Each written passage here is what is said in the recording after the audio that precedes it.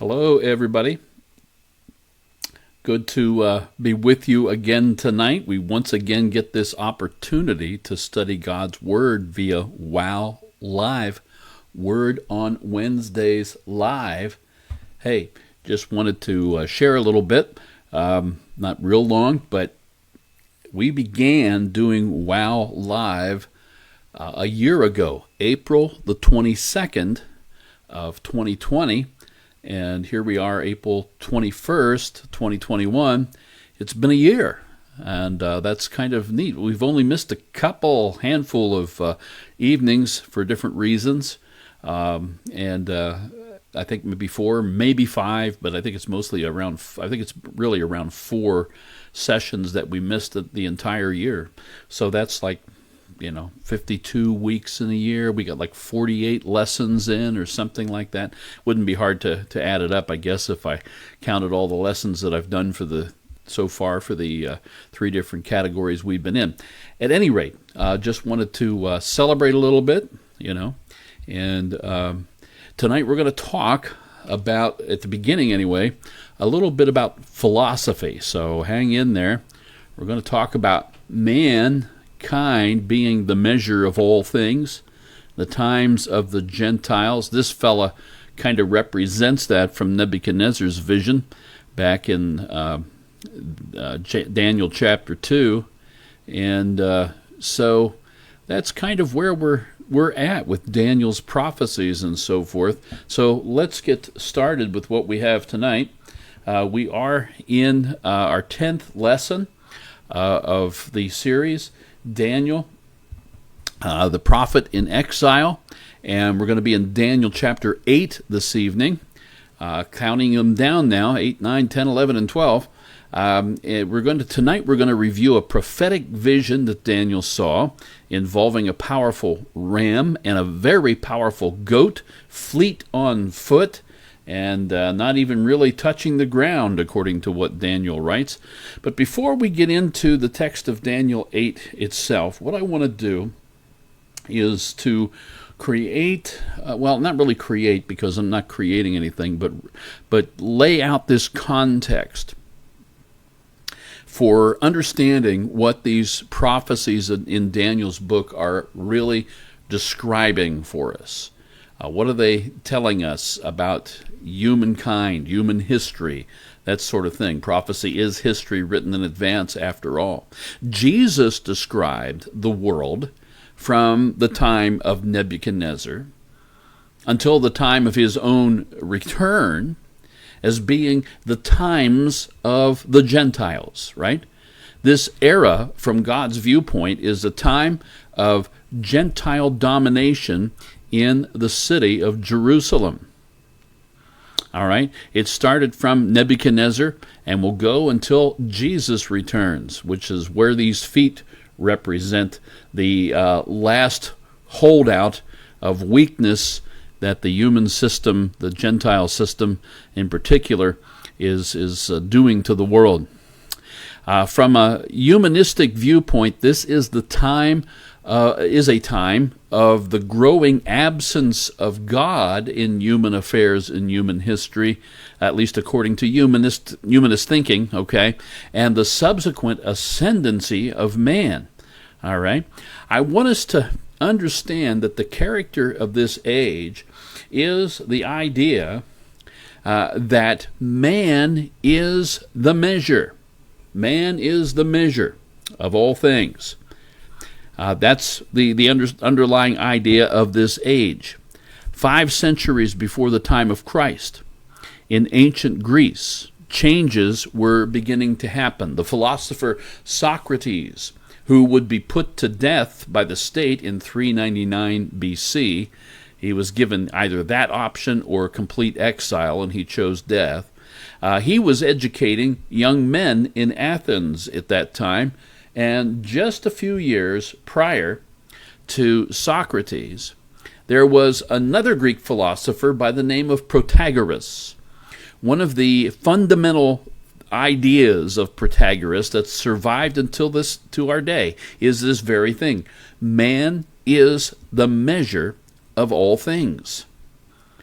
Now, in a way, we could call Protagoras' statement here kind of a soundbite. We don't really know the entire context in which this statement was made. Not really sure when he said it or in what particular context, so it becomes difficult to see exactly what Protagoras meant by man is the measure of all things. But it's nonetheless safe to make a generalization that Protagoras viewed mankind as being the very center of the universe. And then all things in the universe revolved around mankind. They were to be viewed from that perspective. Man's the center of all things. Man is the measure of all things.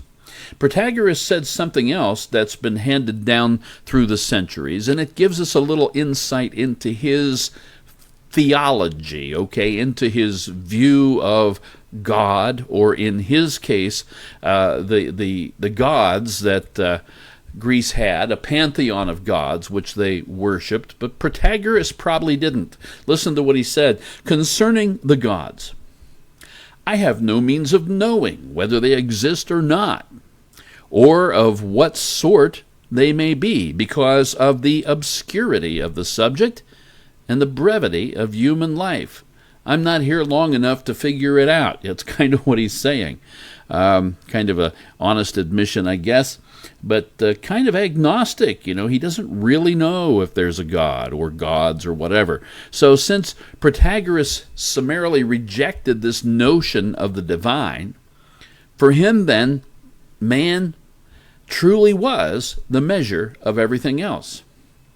In Protagoras' view, we find the very foundations of modern humanistic thinking. The absence of God and the ascendancy of man. The absence of God and the ascendancy of man. This is what so many in our culture and in our day have come to. But this Protagorean viewpoint on the man being the measure of all things, it raises some important questions. If man truly is the measure of all things, well then, what kind of man should be set up as the standard or the ideal man? What are we talking about here? Who is the standard? I mean, we can't, is it Elvis Presley or is it Barney Fife? You know what I'm saying? It's like we can't let everybody be the standard. There's a problem with that, so somebody has to be the one. What kind of a man can set an example for the rest of us? Who will help us to determine what we ought to value in life and how much value we should place upon it? Who's going to answer those questions? And also, what is really important in life? And how do we know that? Who's going to be there to show us right from wrong? Is this all established by some kind of popular vote, as in a democracy? If so, I don't think I was ever asked to vote. I doubt that you have either.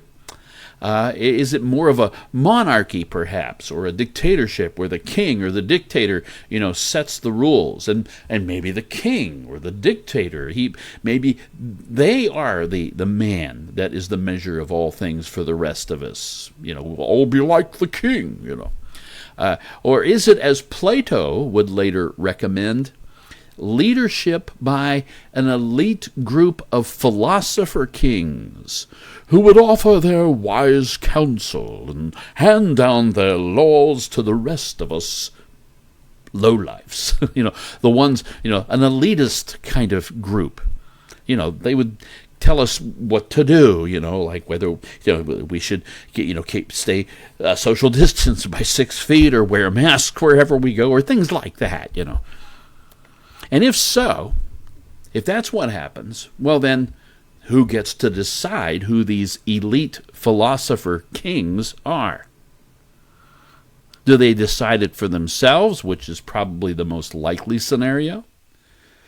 But are they the best of the best of the best?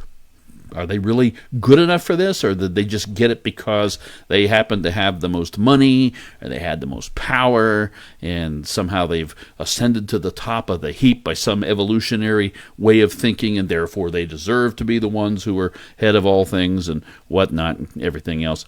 I'm just saying. Are they, how do we know what best really means of the best of the best of the best? Who decides that? Who gets to define that? What scale or standard are we using? You see the problem that kind of emerges here? The problem with this Protagorean notion is, which man is the measure of all things? It's fair to say that the rest of the history of the Greco-Roman civilization, from Protagoras on down, I guess, on up to our modern day, has been the struggle with this very question. Which man is the measure of all things? And people vying for that position, and one country, nation, under an emperor conquering another, and back and forth and ascending up and up. And the Greco-Roman answer proved to be wholly inadequate to any of this question. Okay, in his book, How Should We Then Live? The Rise and Decline of Western Thought and Culture, Francis Schaeffer writes this. He says, in many ways, Rome was great, but it had no real answers to the basic problems that all humanity faces.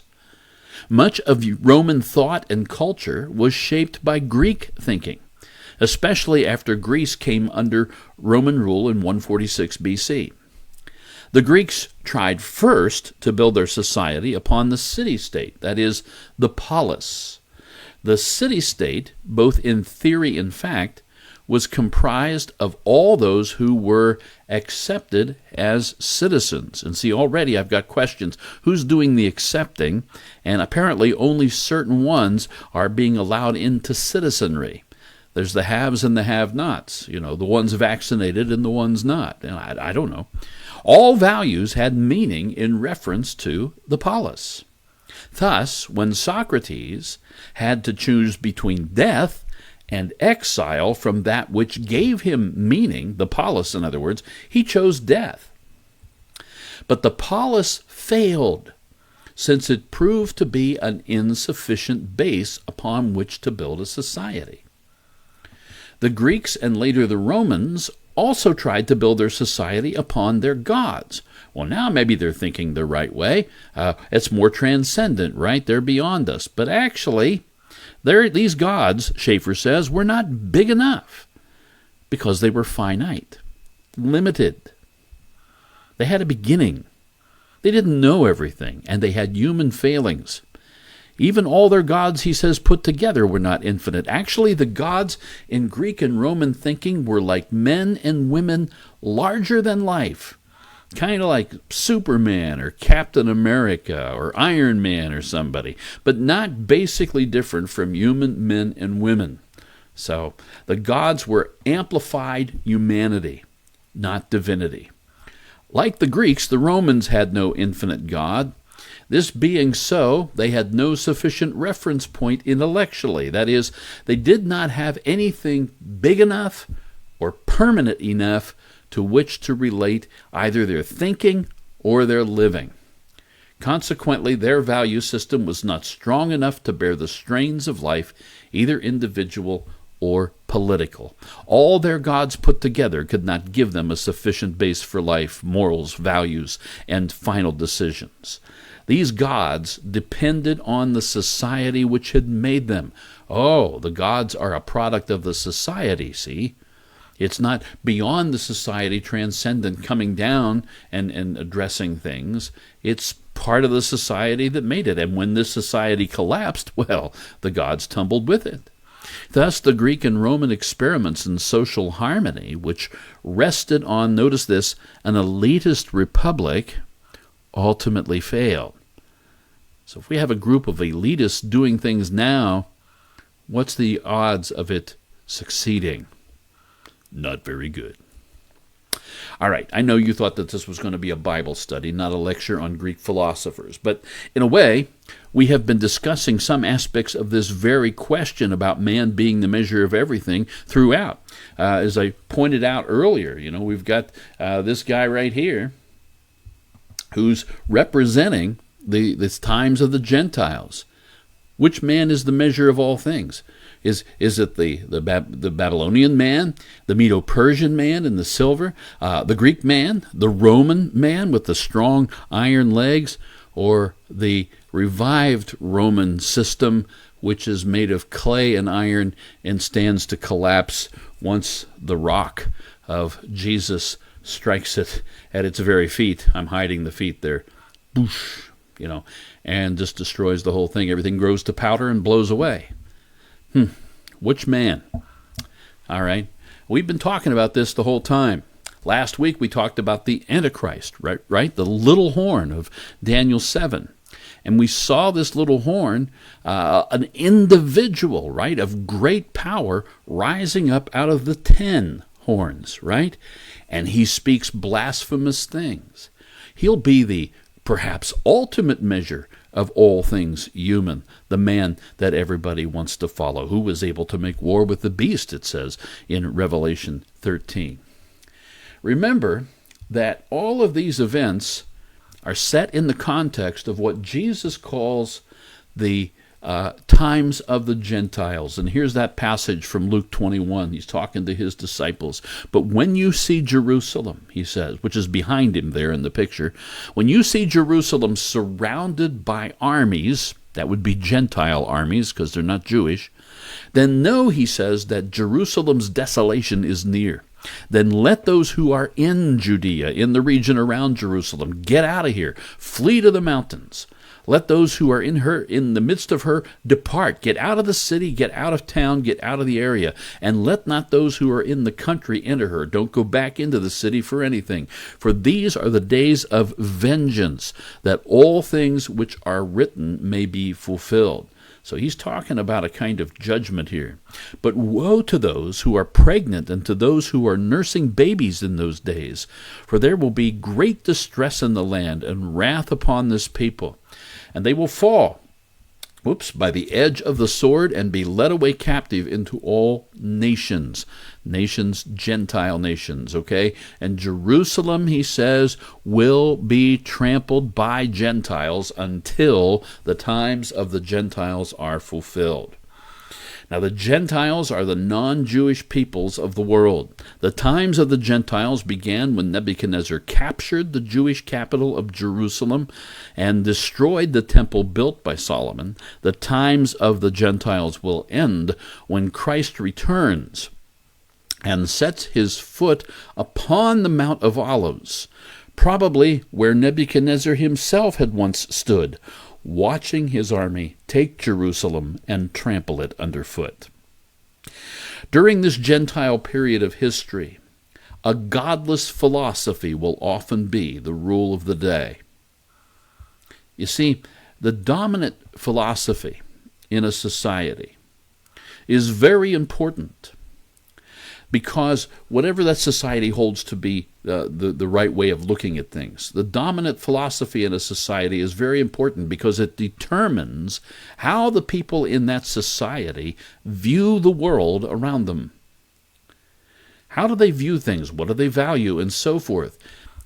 History happens because people make choices, and people make choices based upon what they think is important, based on what they value. And their set of values is based upon what they believe to be true, their philosophy. And so the kind of philosophy a people holds, the way they view the world, that has tremendous impact on what they do, and it carries out into history. But one thing that arises with all of this is the need to somehow embody this philosophy. Intangible thoughts and ideas, no matter how lofty or how true or whatever they may be, they need to become real for people. How does this impact my life? All right? You can talk about good ideas all the time, but what's it in for me? How's it going to impact my life? These ideas need to be tangible somehow. They need to be, you have to be able to grasp them literally and live them out, personal even. There is this strong need to have, therefore, a person who represents the ideals of the people. So when a philosophy says that man is the measure of all things, well, there needs to be a man in whom those principles the people hold become manifest. Who's going to show these things for us? There needs to be a particular man who represents the measure of all things. And see, I think that is how we are designed, to long to touch that in which we believe. The object of our faith is an object. It's objective, right? For example, in Jesus, we are told that the Word of God became flesh and dwelt among us. God himself came in the flesh. Tangible, touchable. God has communicated himself to us, not just through the Bible, but mostly through the work and the person of Jesus Christ here on earth. The Bible points us back to Jesus. He is God's Word, God's spoken word, his thoughts and ideas made manifest to all men. In a way, when we take communion at church, we are tangibly holding what represents the incarnation, God being in the flesh. Jesus says, do this to remember me and my physical presence among you. And it's a tangible, though symbolic means of doing so. We touch the bread, and we bring the cup to our lips, and we touch the fluid with the wine with our lips. And I don't believe, as some do, that the bread and wine actually become the body and blood of the Lord. But I tell you, with that deeply felt need to touch his reality, I can almost understand why some might want to believe that that is what happens. Think of Thomas in the Bible. Chapter 20 of John, verses 24 and 25. Now Thomas, called the twin, one of the 12, was not with them when Jesus came. The other disciples therefore said to him, we have seen the Lord. And so he said to them, well, unless I see his hands, in his hands, the print of those nails that were very, very real, and I put my finger into the print of those nails, if I can touch this, and I can put my hand into his side, unless I get to do that, I will not believe. We often call Thomas Doubting Thomas in a kind of derogatory fashion, as though, had we been there, well, we would not have been like him. Oh, no, not us. We would take by faith the word of the other disciples when they said they had seen the risen Lord. You know, I don't fault Thomas here, not in one bit. His response is human. I can identify with that. He had that need to touch and to see for himself. He wanted that intangible made tangible. We are called to believe by faith. We are longing for faith to be sight. Jesus said, blessed are those who have not seen and yet believe, and then we fall in that category. But we are longing for that faith to be sight. Something goes wrong in life, and the first thing we say is, God, where are you? God, where are you? We want to touch him, see. We long for his touch. You remember this account? Now a certain woman had a flow of blood for 12 years, and had suffered many things from many physicians. She had spent all that she had, and was no better, but rather grew worse. When she heard about Jesus, she came behind him in the crowd and touched his garment. For she said, if only I may touch his clothes, I shall be made well. And immediately the fountain of her blood was dried up, and she felt in her body that she was healed of the affliction. And Jesus, immediately, knowing in himself that power had gone out of him, turned around in the crowd and said, who touched my clothes? The longing to touch. Jesus is the divine made real. He is the God-man. He is called the theanthropic person, God made flesh, dwelling in our midst. If any man is the measure of all things, it is the God-man, the Lord Jesus Christ. And the need for touching the divine, that's a strong, powerful need. That's why when people abandoned belief in the true God and they sought out false gods, they made images of them. We think of that great image in the vision of Nebuchadnezzar, that very human-looking image. Man is the measure of all there is. An image formed with human hands, touched, handled. Recall, too, that the rock, which came to destroy this man-made image, representing the times of the Gentiles, is described in the Bible as a stone not cut with hands. It's not handled by human hands. This is not a graven image. It comes from outside of us, unlike those Greek gods, which did not.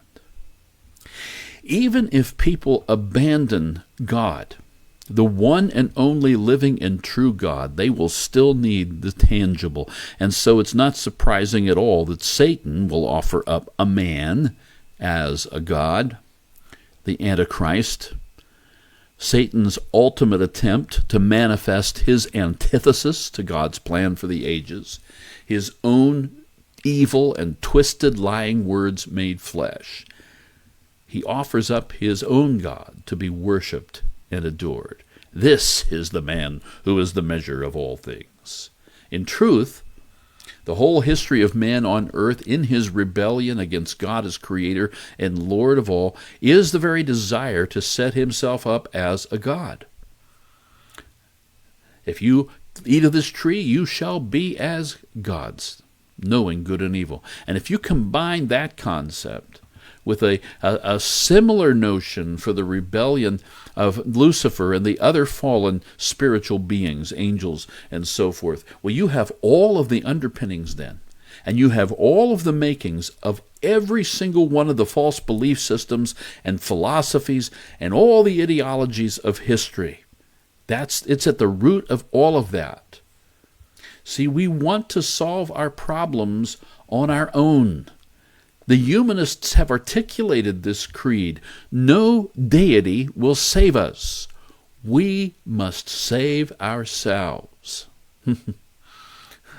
The absence of God, the ascendancy of man. Paul-Henri Spaak was a Belgian politician and statesman. In the mid-20th century, right after World War II, Spaak was one of the key leaders pushing for European unity. He was instrumental in seeing to it that Brussels, Belgium, became the central city for the European Union. And Spaak once said, "We don't want another committee. We have too many committees already. What we want is a man. Man is the measure of all things." This is the 1950s, right? What we want is a man of sufficient stature to hold the allegiance of all people and to lift us out of the economic morass in which we are sinking. Send us such a man, and be he God or the devil, we will receive him. Wow. The search for the ideal man. The man who will be the measure of all things, the central figure that others can and will follow. Be he God or be he a devil, that man will be the measure of all things that we want. So then, we finally come to Daniel chapter 8. Daniel has this vision. Chapter 8, verses 1 and 2. In the 3rd year of the reign of King Belshazzar, a vision appeared to me, Daniel, after the one that appeared to me the first time, which would have been from Daniel chapter 7. He says, I saw in the vision, and it so happened while I was looking that I was in Shushan, the citadel, which is in the province of Elam. And I saw in the vision that I was by the river Ulai. Now in this vision, Daniel sees that he is in a place called Shushan. Not Shushan, okay, Shushan. Where in the world is Shushan? Well, Shushan is a Babylonian word, probably referring to the lilies that proliferated in that region. Shushan was also known to the Greeks as Susa, S-U-S-A. Susa was a chief city of the Medo-Persian realm. On the map there, kind of on the border of the purple and green area, you'll see Susa inside that yellow star that I put on the map. It was about 250 miles east of Babylon. Susa was located in the province of Elam and was just north of the body of water that we know of as the Persian Gulf, and you can see that down there. The overall thing here is a map of the Medo-Persian Empire at its peak. Okay, that's what all the colored areas are combined. Different areas are different times. You can sort of see that in what you can see of the legend up there. Anyway, it's the city where about a century after Daniel's time, Esther would be living as queen to King Artaxerxes. Okay, so Shushan sat on the bank of the river Ulai, which was known to the Greeks as the Coaspes River. The valley was very fertile there, a river valley. The vision that Daniel sees has great importance, as he is later told in verse 17 of Daniel 8. So this one who was talking to him came near where I stood, and when he came I was afraid, and I fell on my face. But he said to me, "Understand, Son of Man, that the vision refers to the time of the end." So it's very important. The vision that Daniel sees refers to the time of the end. So what happens in this vision? We should take a look at it. Daniel chapter 8, verses 3 and 4. Then I lifted my eyes and saw, and there standing beside the river was a ram, which had 2 horns. And the 2 horns were high, but one was higher than the other, and the higher one came up last.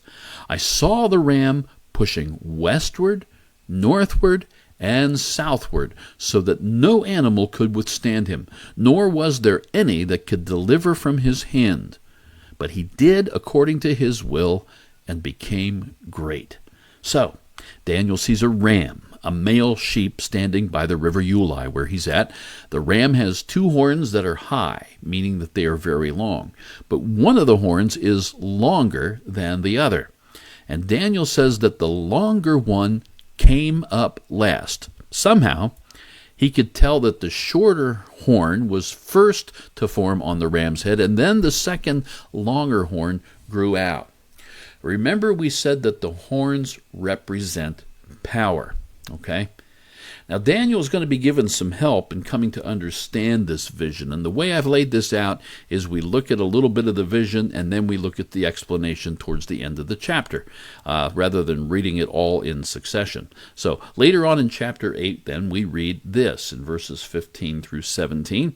Then it happened, when I, Daniel, had seen the vision, and was seeking the meaning of the vision, that suddenly there stood before me one having the appearance of a man. And I heard a man's voice between the banks of the Ulai, who called and said, "Gabriel, make this man understand the vision." So this voice comes somewhere out of the river, I guess, between the banks, puts him in the middle of the river. But this voice comes and says, we don't see a man there, but we hear this voice, "Make this man understand the vision." And so he came near where I stood, and when he came I was afraid and fell on my face. But he said to me, "Understand, Son of Man, that the vision refers to the time of the end." So this is Gabriel, all right? The angel Gabriel, the same one who came to Mary and also to Zacharias in the opening chapter of the Gospel of Luke. Gabriel is told to help Daniel to understand the meaning of this vision. So Gabriel continues, verses 18 to 20. Now as he was speaking with me, I was in a deep sleep with my face to the ground, but he touched me and stood me upright, and he said, "Look, I am making known to you what shall happen in the latter time of the indignation. For at the appointed time the end shall be. The ram which you saw, having the 2 horns, they are the kings of Media and Persia." So, the horns represent Media and Persia. This 2-horned ram represents the Medo-Persian Empire. The longer one came up last. That would be the Persian, okay? And the horn that came up first was the Medes. They were there first. And then Persia came and conquered them. Recall the 2 silver arms of the image of Daniel 2. Medo-Persian Empire with two arms, right? And the bear that had one side higher than the other from Daniel chapter 7. The longer horn of Persia on this ram is the more powerful nation of the two-horned alliance, the Persians. The ram pushes west, north, and south, and no one can stand in his way. This is the conquering of land that Medo-Persia does. Obviously, this refers to the dominance of the Medes and the Persians for a time. Remember that at the time Daniel wrote this, the Babylonians were still in charge. Belshazzar was there. It was going to end soon, but for that time, anyhow, it was still Babylonians. But the Medo-Persian Empire was yet future. So all this is prophetic from his standpoint. The vision continues. As I was considering, this is back to verse 5 now, back in the beginning of the chapter, and as I was considering, suddenly a male goat came from the west, across the surface of the whole earth without touching the ground. Told you this thing was fast. And the goat had a notable horn between his eyes. Daniel's absorbed in seeing how the ram is dominant when suddenly, coming so rapidly his feet don't even touch the ground, this male goat is hurtling in on the scene from the west. The goat has a single horn right between the eyes. Later, Gabriel explains to Daniel, and the male goat is the kingdom of Greece. The large horn that's between its eyes is the first king, which would be Alexander the Great, as history has told us. This horn of power, Alexander the Great, coming from the west with his great army of 35,000 Greeks. And the goat then attacks the two-horned ram. Then he came to the ram that had the two horns, which I had seen standing beside the river, and ran at him with furious power. There was no stopping or reconsidering or wondering whether he could take the ram on. He just rammed the ram, okay? And I saw him confronting the ram. He was moved with rage against him, attacked the ram, and broke his two horns. There was now no power in the ram to withstand him, but he cast him down to the ground and trampled him, and there was no one that could deliver the ram from his hand. All right, the male goat with one prominent horn dominates, defeats the two-horned ram. The goat attacks with an enraged fury. The ram doesn't have any power to stand up against him. Two horns are broken, symbolizing his loss of power, and the goat tramples the ram to the ground. There's no help, no hope for the ram. Now, Alexander did indeed lead his army on a tremendously rapid campaign of continual conquest. 11 years. Look at all that land. From over in Macedonia, not the church where we're at, but of course that brown area in the far left of that map, all the way, everything you see in color, 11 years. 11 years he took it. Started in his early 20s. He died when he was 33. But the speed with which he accomplished this is symbolized by that goat running so rapidly that its hooves don't even touch the ground. Remember when we were looking at the Daniel chapter 7, Greece was represented by the leopard with 4 heads and wings, not touching the ground, and leopards are fast too. Alexander went forth conquering and to conquer, okay? Josephus, the 1st century A.D. Jewish historian, right a little bit after the time of Jesus and the apostles, gives an account of Alexander the Great as he came up against Jerusalem in 332 B.C. And this is interesting. Meanwhile, Alexander had conquered Tyre. Okay, Tyre was on the western coast, the Mediterranean coast, near where Israel was at, following a 7-month siege. That's an interesting story in and of itself, how the Greeks built from the rubble from the previous attack against Tyre. They had moved out to an island and rebuilt Tyre. But the rubble that had been from the destroyed city from centuries before, the Greeks used to build a land bridge out to the island where they thought they were safe, and they took them. Okay, anyway, after 2 more months, he had taken the city of Gaza also. And then he hurried, notice the hurrying, to go up to Jerusalem. Now, when Jaddua, the high priest, heard that Alexander was coming, he was terrified. and he ordered his people to join him in sacrifice and prayer to God. Appearing to him in a dream, God told him to take courage and decorate the city with wreaths. The people were to clothe themselves in white, and priests with the robes of their order.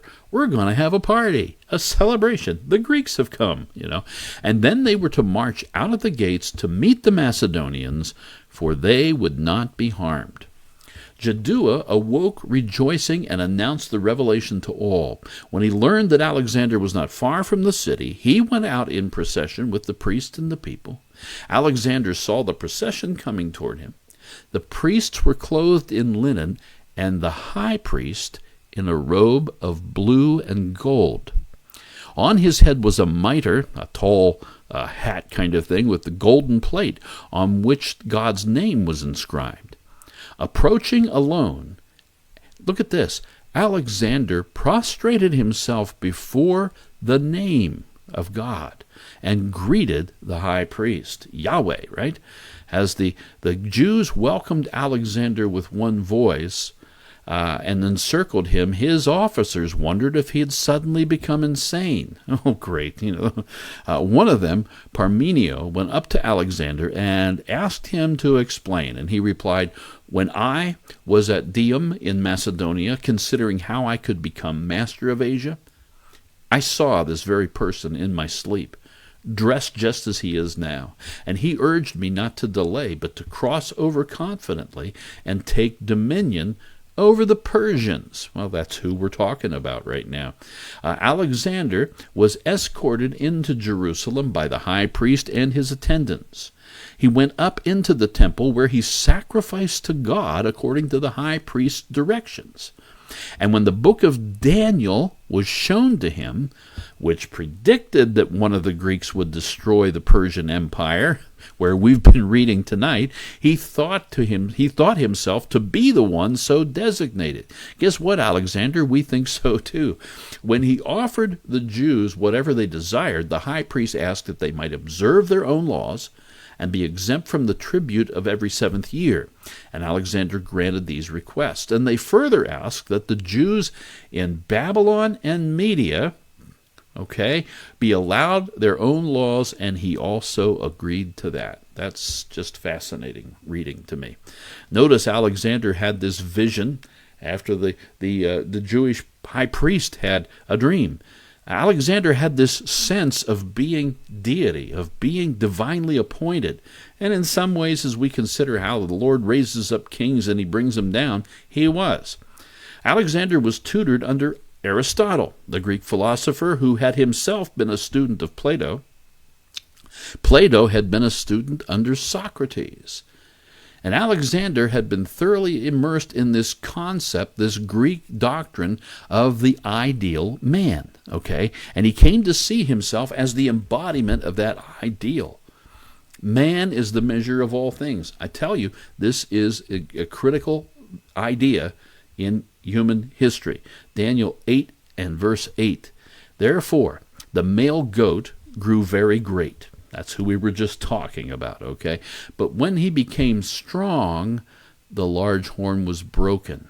So once he conquered a great empire and had set it up, he didn't have time to enjoy it. He died.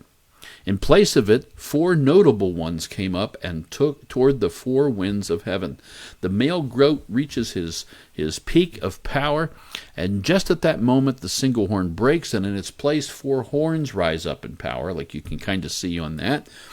And they're represented by the 4 winds, or the 4 points of the compass, north, east, south, and west. Gabriel later explains in verse 22 of Daniel 8, "As for the broken horn, and the 4 that stood up in its place, 4 kingdoms shall arise out of that one nation, but not with its power." Alexander was still in his prime when he died. At age 33, he had a night of drunken revelry, which made him susceptible to the flu virus that eventually killed him. Man, if he had social distance and had a mask, but anyway. His kingdom was divided up between 4 of his generals. The 4 notable ones prophesied in Daniel 8. Ptolemy ruled in Egypt to the south. The northern portion was ruled by Seleucus. Lysimachus ruled Thrace in the northwest, and the far west, Macedonia, was under control of Cassander. They indeed did not have near the power of Alexander the Great. And then verse 9, this prophecy of Daniel 8 goes on to say, "And out of one of them came a little horn, which grew exceedingly great toward the south, toward the east, and toward the glorious land." Out of one of the four horns, another little horn arises.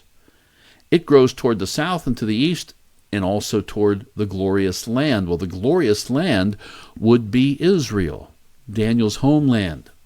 Let's read verses 10 and 12 about this little horn. "And it grew up to the host of heaven, and it cast down some of the host, and some of the stars to the ground, and trampled them. He even exalted himself as high as the prince of the host, and by him the daily sacrifices were taken away, and the place of God's sanctuary was cast down. Because of transgression, an army," "Because of transgression, an army was given over to the horn to oppose the daily sacrifices, and he cast truth down to the ground. He did all this and prospered." Gabriel later explains to Daniel about this little horn, verses 23 to 25 of Daniel chapter 8. I've got 9 here on the reference. I messed up there, but it's chapter 8 actually. "And in the latter time of their kingdom, when the transgressors have reached their fullness, a king shall arise, having fierce features, who understands sinister schemes. His power shall be mighty, but not by his own power. He shall destroy fearfully, and shall prosper and thrive. He shall destroy the mighty, and also the holy people." That's the Jews. "Through his cunning, he shall cause deceit to prosper under his rule, and he shall exalt himself in his heart. He shall destroy many in their prosperity.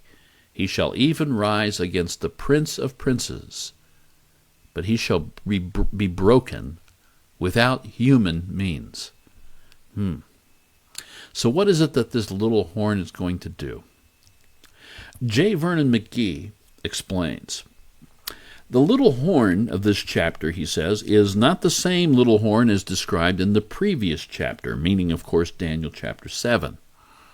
There, the little horn arises out of the fourth kingdom, Rome, right? Here, the little horn comes out of the third kingdom, Greece. This little horn is historical, meaning it's in the past, while the little horn of chapter 7 is to be revealed in the end times, in the future. The little horn being presently considered here in chapter 8 came out of Syria from the Seleucid dynasty. And he was, and here's a historical figure that actually this horn represented, he was Antiochus IV, or Epiphanes, the son of Antiochus the Great. He's sometimes called Epiphanes the Madman. He was another demented ruler. Antiochus came to the throne in 175 BC, and he made an attack on Jerusalem. It was against him that the Maccabees were raised up in Judah. This was a work of God in and of itself. Anti-Semitic to the core, he tried to exterminate the Jews. He placed an image of Jupiter in the holy place in the temple of Jerusalem. Remember that, okay? Keep that in mind, this placing of Jupiter in the holy place. Because here's what McGee says. He says, this was the first abomination of desolation. And then he also poured swine broth over all the holy vessels. Now, while the little horn of Daniel 8 is not the exact same little horn of Daniel 7, who was of course the coming Antichrist, certainly we can say that there is a definite connection between these two little horns. That a little horn would be the symbolism to describe both rulers, I believe, suggests there is a relationship. They're not the same, but they're related. And I would suggest to you that Antiochus Epiphanes of 175 BC is a historical type of the Antichrist yet to come. his anti-Semitic behavior, his persecution, his profaning of the temple by putting an image of Jupiter in the holy place, these are certainly all characteristic of the evil ruler to come. Note that McGee says Antiochus' desecration of the temple was the first abomination of desolation. The Antichrist will one day place an image of himself in the holy place of the rebuilt temple in Jerusalem. And that will be the abomination of the desolation spoken by Jesus, where Jesus tells them much the same thing as he did in Luke 21 that we saw earlier, where he tells everyone, when you see this happen, this abomination of desolation, get out of town. Here he says, in verses 15 and 16, therefore when you see the abomination of desolation spoken of by Daniel the prophet standing in the holy place, that's the temple, whoever reads, let him understand. Then let those who are in Judea flee to the mountains. Here, Jesus is referring to the statement of Daniel in chapter 9. And the next time we get together, we will turn to look at Daniel 9. I have a feeling that's going to take maybe a couple weeks to really grasp everything happening in that prophecy. The Greek philosopher Protagoras once said, man is the measure of all things. But the question immediately arises, as we saw, which man? Which man is the measure of all things? Trained by the famous philosopher Aristotle, Alexander the Great saw himself as the ideal man of which the Greek philosopher spoke. But he only lived 33 years, and his kingdom that he built in 11 of those years fell into 4 pieces after his death. Out of one of those 4, Antiochus Epiphanes became a type of the evil ruler that would be Satan's ideal man, persecuting and hoping to destroy the chosen nation of God, trying to prevent the coming of that seed of the woman who would destroy Satan, blaspheming the temple of God in Jerusalem, setting up an idolatrous image of Jupiter in the Holy of Holies, the first abomination of desolation. But he didn't last. The man serving as the ultimate measure of all things evil will be the coming Antichrist. The point of all this is this: if man is the measure of all things, well then God has been excluded from consideration. Therefore, by definition, such a measure, whatever it might be, is, at the very root of it, godless. By definition, then, such a measure must be evil. And the ultimate evil man will be the beast of Revelation 13, the man of sin in 2 Thessalonians 2, and the little horn of Daniel 7. And also, he's known as the prince who is to come, as described in Daniel chapter 9 and verse 27. And we'll begin studying that prophecy in earnest starting next week. Thank you so much for being with me tonight. Thank you for being with me throughout the year past. And let's go into the year ahead as we continue to look at what God is doing through this prophecy he's given, history written in advance. Have a blessed week. Serve him wherever you go. Take care.